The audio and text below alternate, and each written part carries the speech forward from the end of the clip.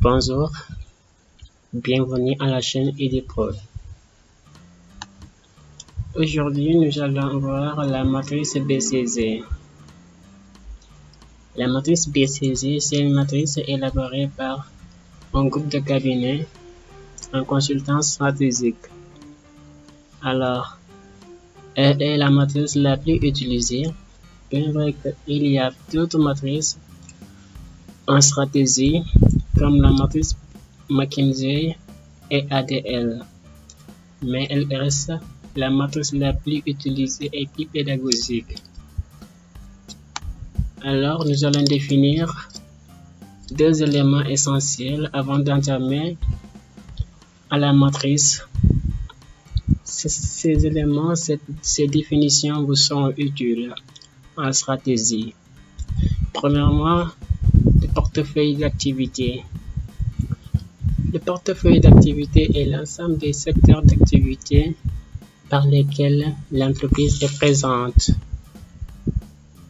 Deuxièmement, on a domaine d'activité stratégique. Domaine d'activité stratégique est un sous-ensemble du portefeuille d'activité de l'entreprise. Alors, le but de cette matrice est d'orienter le portefeuille d'activité de l'entreprise.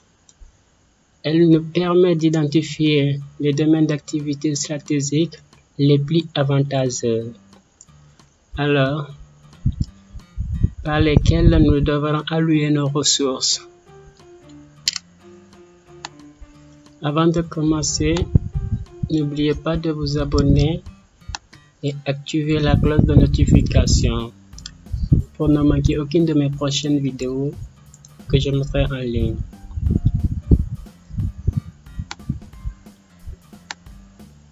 Alors, cette matrice, elle a deux dimensions.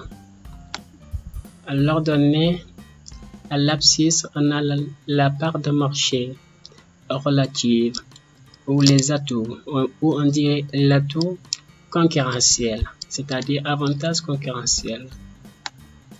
Et à l'ordonnée, on aura le taux de croissance du marché ou les attraits du marché. Alors, on va scinder en deux parties. À l'ordonnée, on a le leader et le suiveur. À l'ordonnée, on a le marché qui stagne. Le marché en stagnation et en haut, le marché en croissance. D'abord, je vais vous expliquer les facteurs qui dépendent pour l'entreprise, Le part de marché relative est interne à l'entreprise. Alors, c'est l'entreprise, par ses compétences, par ses atouts concurrentiels, par ses stratégies adaptées, qu'elle parviendrait à se positionner comme l'entreprise de leader dans le secteur. Par lequel, si l'entreprise n'est pas performante dans le secteur, elle n'aura pas une part de marché très importante. Alors, elle ne sera pas le leader, elle sera le suiveur du marché. Ce sont des éléments qui sont internes à l'entreprise. Et le taux de croissance du marché, c'est interne et externe à l'entreprise. Cela dépend de l'environnement. Du fait que le marché soit facile ou difficile à accéder ne dépend pas de l'entreprise, dépend tout simplement de l'environnement. Alors, cette évolution, l'entreprise ne pourrait rien faire. Soit c'est un marché de stagnation qui n'évolue pas, où l'entrée n'est pas fréquente de nouveau, ou c'est un marché de croissance. Cela veut dire facilement les entreprises peuvent y accéder. L'attrait est faible. Les entreprises peuvent y accéder et la technologie également peuvent changer, de nouvelles souches qui pourraient venir sur le marché, améliorer le marché encore.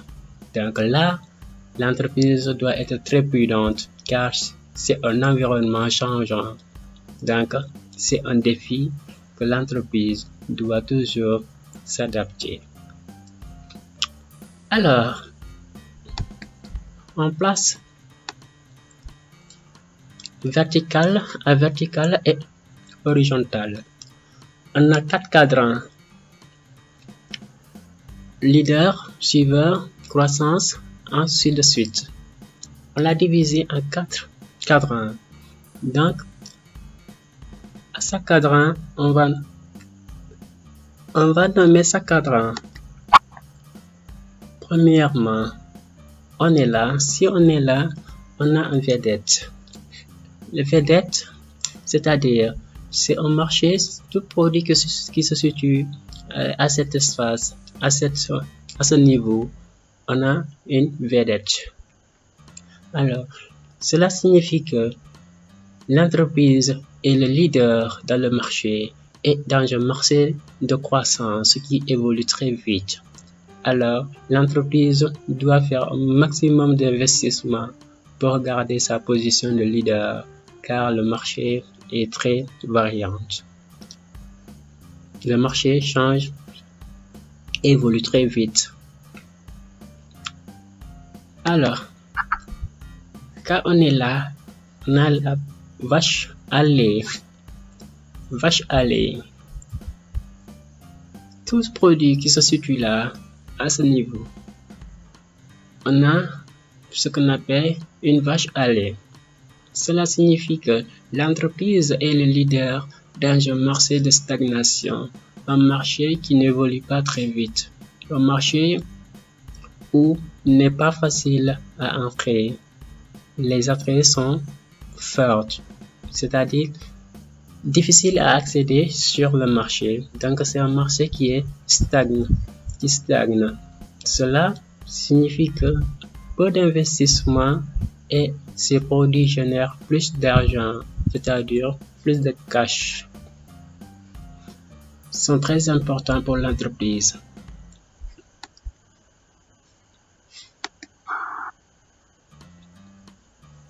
Donc, là, nous allons ce qu'on appelle un dilemme. Le dilemme, cela signifie que l'entreprise est le suiveur. Et le marché est un marché de croissance qui évolue très vite. Alors, l'entreprise n'est pas le leader sur ce marché. Elle peut soit essayer de se désinvestir ou délaisser ce produit, soit faire un investissement important pour espérer d'être le leader. C'est bien possible.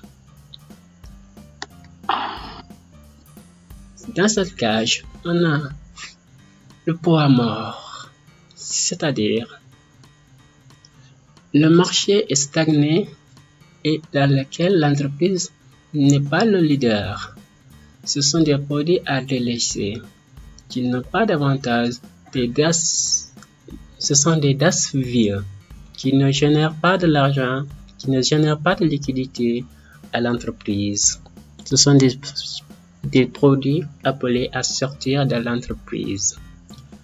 Alors, le choix aux dirigeants, et les dirigeants doivent faire les vaches à lait pour financer les dilemmes, car ces vaches à lait génèrent plus de cash. On va financer les dilemmes pour espérer d'être le leader dans un marché de croissance. Et quand on finance, on espère d'être le leader. Et ainsi de suite. Les vedettes, on va s'aller. Cela signifie que l'entreprise va délaisser le produit, les poids morts, et aussi décider soit investir lourdement sur les dilemmes ou délaisser les dilemmes. C'est deux choix qui sont possibles. Voilà cette matrice de BCG. Ça se présente comme suite, comme ça. Alors, dans notre prochaine vidéo, nous allons voir la matrice McKinsey. nous allons expliquer la matrice Machizen qui se différencie de cette matrice. Voilà l'objet de cette vidéo. On s'arrête là, à la prochaine. Merci beaucoup.